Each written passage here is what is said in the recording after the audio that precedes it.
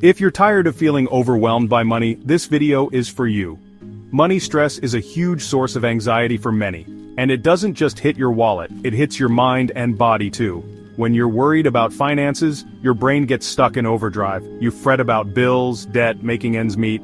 This constant worry leads to anxiety, irritability, and even depression. Studies show that financial stress can trigger mental health disorders by creating a cycle of worry and helplessness. But it's not just your mind, your body takes a hit too. Chronic financial stress can cause headaches, insomnia, high blood pressure, and fatigue. Your heart health suffers and your immune system weakens. Over time, this can lead to serious medical conditions. And let's not forget relationships. Money stress is a top cause of arguments and even divorce. It can make you avoid social events, leading to loneliness and isolation. But here's the good news. You can take control, create a budget. Knowing where your money goes eases anxiety. Build an emergency fund, even a small one. Seek professional help from financial advisors and therapists. And don't forget self-care, exercise, meditation, and proper sleep can lower stress levels. Remember, financial stress is common, but you don't have to let it rule your life.